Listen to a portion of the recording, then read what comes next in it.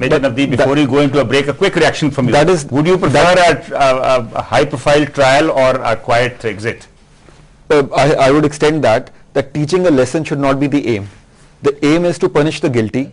If a person is guilty, please punish him, but not to teach a lesson, not to set an example. But how do you send a message in the rank and file that no hanky-panky will be tolerated? It doesn't happen in the real world. We don't have to send a message. A person is guilty, convict him, let him face imprisonment or whatever is prescribed in the law. Why to teach a lesson to anyone else? Actually, the message does go home. It would automatically go home. We don't have to harp on it that yes, we have to teach him a lesson and show to the world that we can do this. Why to do it? And also let's take the national environment. In all other cases, nothing very much is happening except a lot of noise. Right, we'll just come back to the national environment. Here we'll take a short break. When we return, we'll continue the discussion on the steps needed to check corruption seeping into the armed forces.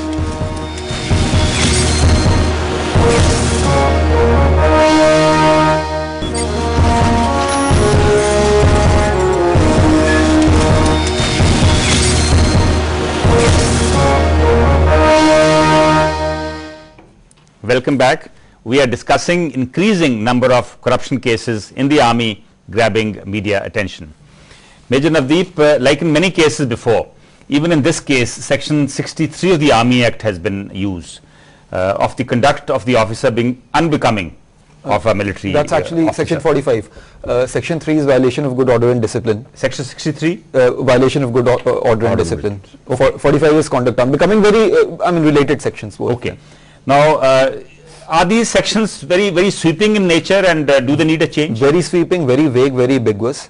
In fact, these should be the last resort.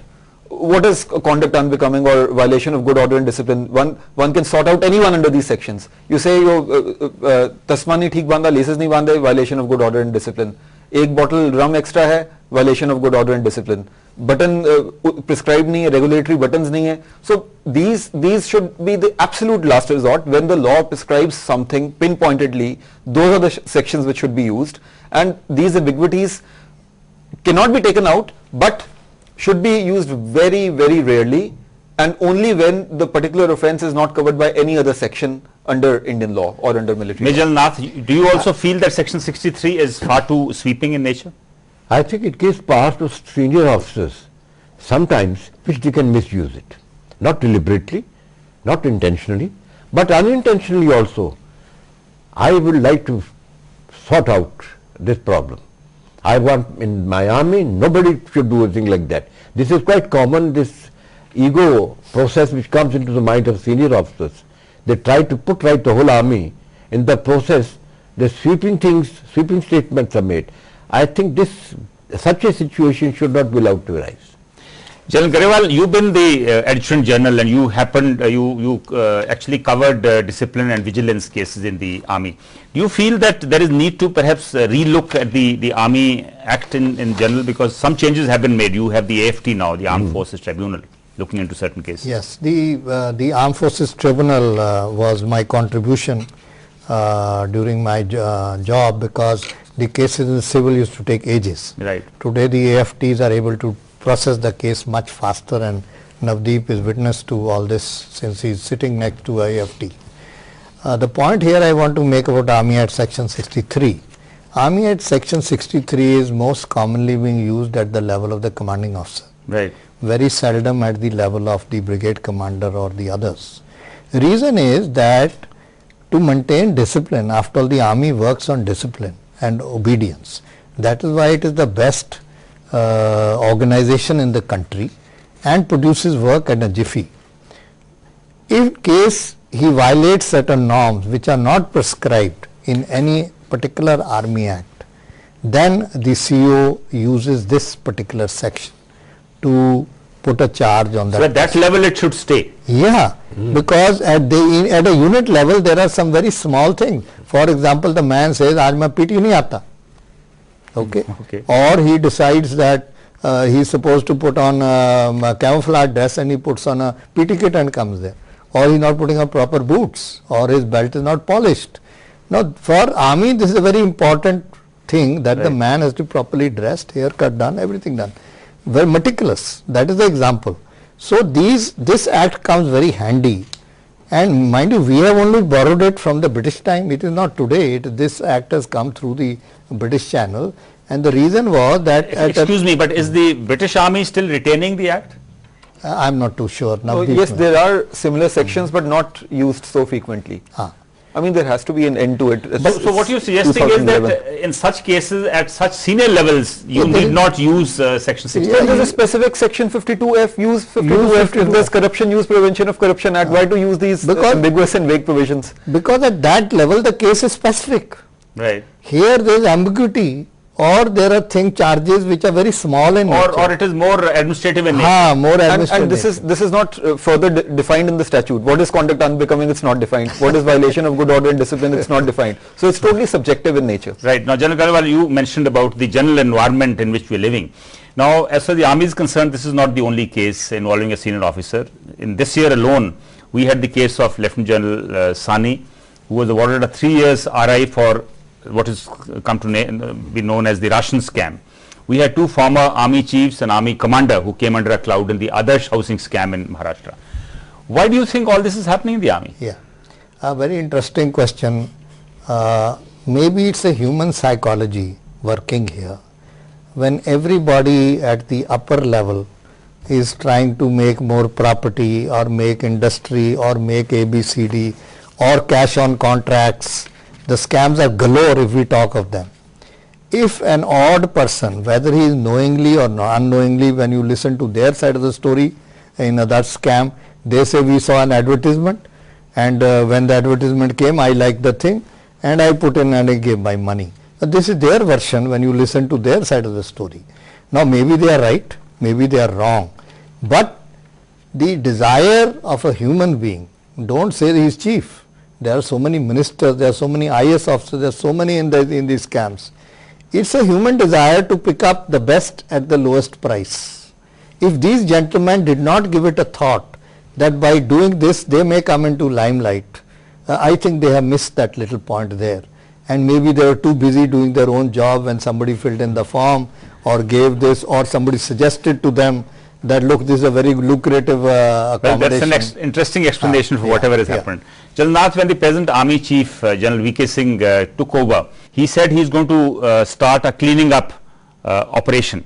How do you look at that announcement in the background of the age controversy involving the chief himself? I think when he took over a fine organization like the army, which has been running for a long time and doing well in emergency, without emergency, in all respect the country relies upon the army.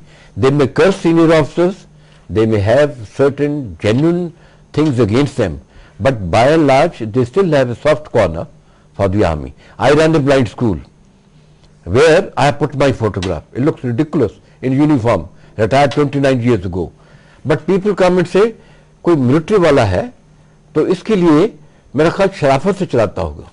Now with that sort of background of the army, he takes over as a chief. He has to set right something which is wrong, but he makes a sweeping statement which is egoistic.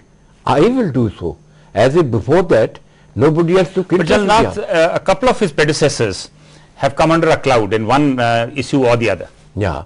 But so I think to a certain extent his statement was justified, no? But when the chance came, he himself fell into it. If he was to prove that he is of certain age, he could have proved it before becoming chief. Now after becoming chief, he wants to make use of his position. Others can also say that it's not a fair comment on his part. When he talked about others, he is also slipping up on the same ground. I think it's not fair. It is much better that ego is kept under control. I will not do it, say, do it and let it be proved to others that you are doing it. Interesting. Major Navdeep, you've been specializing in the military law. What is the sense that you get? Are corruption cases in the army, particularly involving the senior officers, on the increase in general? I don't think so, because army is a part of the society. Army cannot be divorced from the society, and army should not and is not a holy cow. It should not be treated as a holy cow.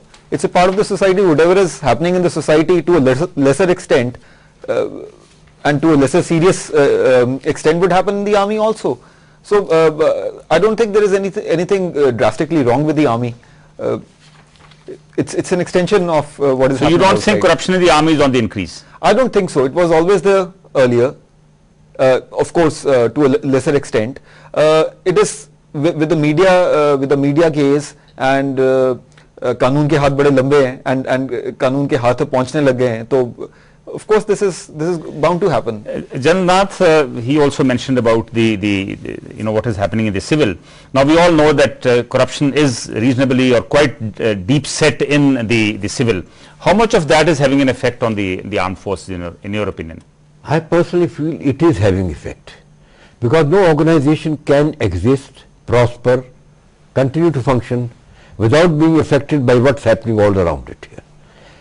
You are respected nowadays in the country not for being honest, but for possessing money, for possessing certain amount of property, for possessing influence over the people who are politicians or bureaucrats, and those who do not have this, they seem to be lagging behind, don't get respect, don't get recognition. So it's bound to affect a person. General Garewal, how much of the problems that the army faces today are because of its own house being in disorder, and how much is it the effect of the civil on the army? I kind of don't tend to agree with this statement of the house not being in order. Army is one of the finest organizations. I have served 40 years in it, and personally speaking, whatever cases today we are seeing, as I was sharing, I haven't come across a case in my formations, having commanded a corps or division. I have been in the valley where all sort of human rights cases have come up. I didn't find a single one during my time, because if your directions are clear, if your orders are clear, your training is clear, army is one of the finest organizations. If things have gone wrong, then some commanders have not carried out the checks, have not carried out the training properly, that the man had the audacity to go and do this. General Garewal, if things go out of hand and if there is an issue, how do armies, the other countries deal with the issue?